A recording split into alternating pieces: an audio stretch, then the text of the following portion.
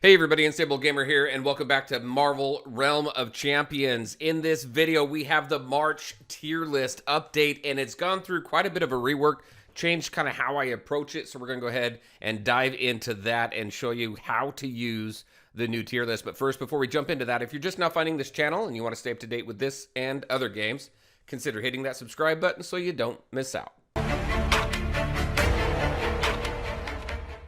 All right, and welcome back. So the tier list I changed because when we take a look at this game, the game is more than just tiered champions. If you strip away all the weapons, every champion is pretty much the same. Light attack, heavy attack. You got a couple champions that have 2 dodges rather than 1, but the basic mechanics are pretty much the same. It's the weapons that really change the gameplay when you take a look at this. So when you're trying to create a tier list based on who the best champion is, then you got to take a look at who the best champion is with what weapon. But then you have to also take into account the amount of skill that goes into this game. Also, this is very much a skill-based game, not just solely dependent on the abilities of the champions themselves. So somebody could be absolutely awesome with somebody that I might say, like on the last tier list, it was Web Warrior and Gatling. Absolute worst in the game, D tier, but you may have someone who can pick up that champion in that weapon and just do fantastic with it. And they did do some rework with Gatling, which made me think that's going to move it up that tier list the way that I was looking at it before. However, then when you do that, there's really nobody in D because every champion is specific to the player, and the gameplay is really changed up by the weapon. So let me show you what I did. So here we are. This is kind of how I broke it out. So what it's going to do now is we're going to display the champions, and we're going to display the weapons underneath the champions, and then rate the weapons from, in my opinion, from best to worst. So again, just like with any tier list, it's purely subjective and based on the opinion and the experience of the creator. So just remember that. This is just my experiences. You may agree, you may not agree, but this is kind of where I put everything. And just talking with other players and stuff, I think it aligns pretty well. So let's go ahead and talk about it real quick.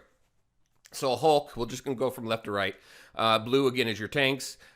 Green is your support, and red is your attacker. So if you take a look at Hulk and Super Soldier, between the 2 weapons currently available for Hulk, I think Gauntlets is absolute best. Now, Hammer does more DPS, but when I think of a tank, I think of a tank that's going to soak up the damage and be able to do some sort of crowd control. So that's what I really like about the Gauntlets. You have multiple stuns there, and he just works very, very well with the Gauntlets. Not so worried so much about damage with Gauntlets because when you go in with a good team, your team, preferably 2 attackers, you could even have Super Soldier, an attacker, and Hulk in there and do some decent damage also. But with the amount of control that the Hulk has over the battlefield when it comes to using the Gauntlets, I think it's just it's better than the Hammer. So when we take a look at Super Soldier is very much different when it comes to tanks. I think he's squishier than Hulk is, but he does have his shield, and his shield blocks quite a few attacks, makes him invulnerable. And so when you take a look at the 2 weapons that are available for him, you have the Arc Shield and the Vibranium Shield. The Arc Shield, again, has quite a bit of crowd control with it. It's got stuns, it's got AoE damage, and that AoE damage just does a lot. If you get 2 caps, I did this earlier today when we were running Heroic for Grave of the Celestials, and me and the other and the other Super Soldier did our SP3s, our stun and AoE damage, but they overlapped. They overlapped the circle, right? And the enemies were in the middle, and it did double damage, and it completely wiped out the enemies that we were stunning and doing damage to. So great crowd control, great damage, especially when you take him into Grave of Celestials. It works out really well with his having multiple ways to stun or slow down an enemy. Now, Vibranium Shield does pretty good too. It does ricochet from enemy to enemy and does a fairly decent job. I just think when you compare the 2,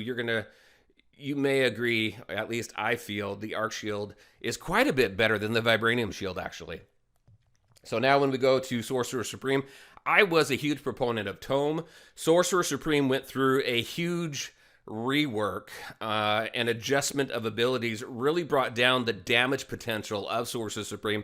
And I think really what they did was try and focus more on the utility and the support feature of Sorcerer Supreme rather than somebody who can do both very, very well. Now, Sorcerer Supreme is a champion that's gone through multiple reworks.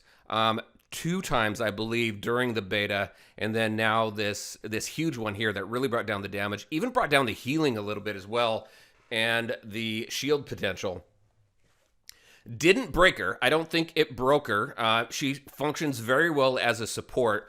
But again, when you take a look, see, I'm huge on crowd control. You're going to see that. So Orb does a great job with some crowd control. You can stun lock somebody for quite a bit of time while your teammates just burn their health down.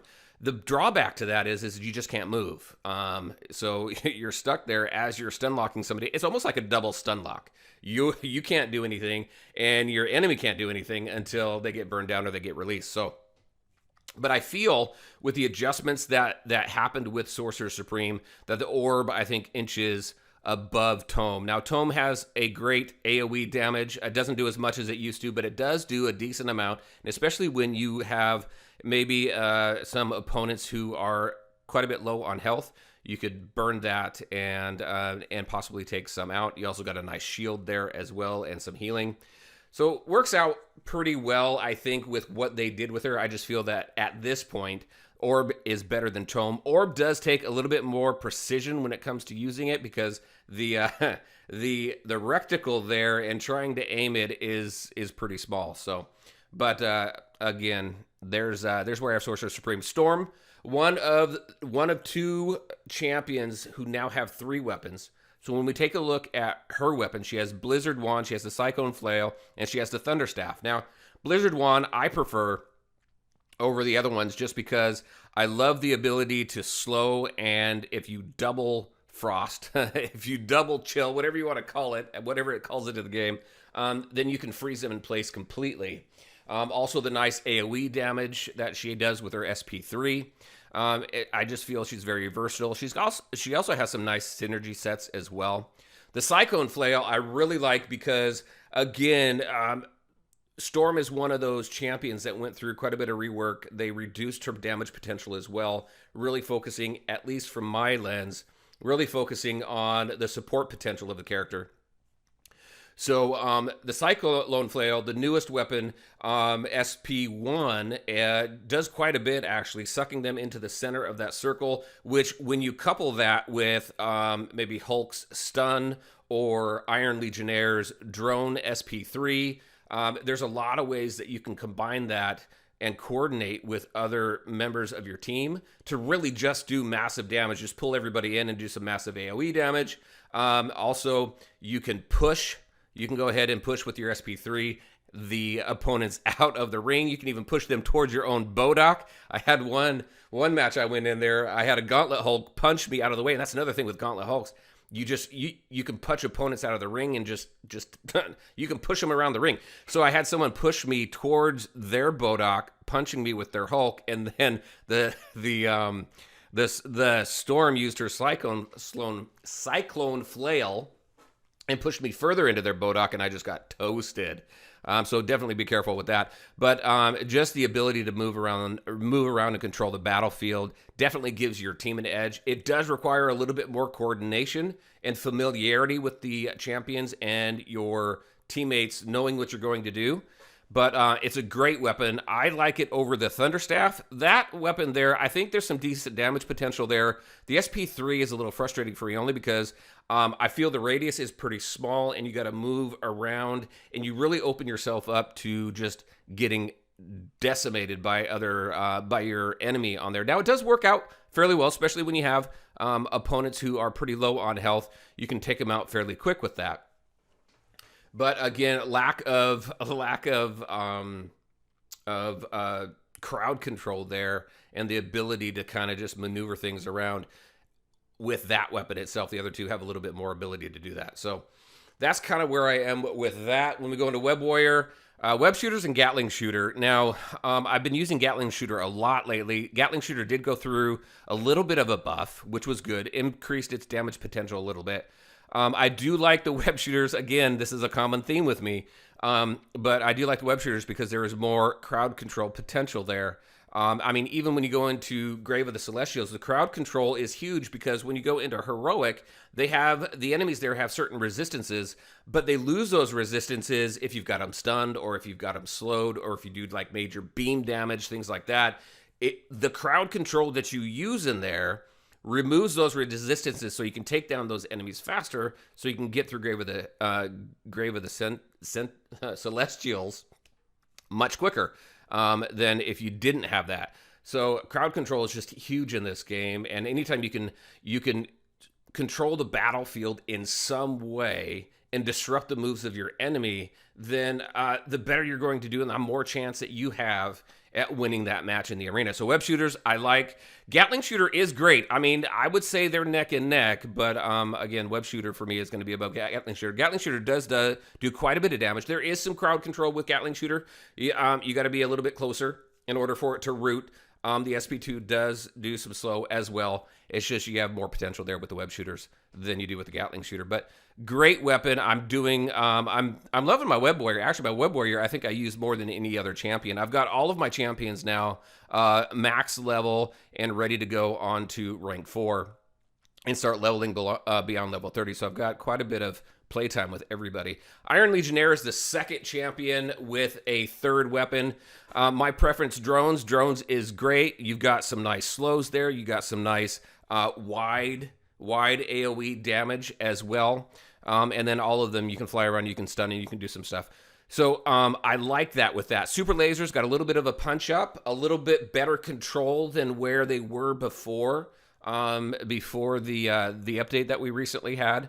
And then the proton cannon, for me, the reason why the proton cannon is at the bottom of the list here, and again, remember the top of the list is best, going towards the bottom is the least, the worst in my opinion. But proton cannon, all these weapons are good. It's just, you just gotta know the limitations of them and how best to use them. But the proton cannon for me is a little bit slow, especially the SP3. The tracking on the SP3 is great. It does some nice damage.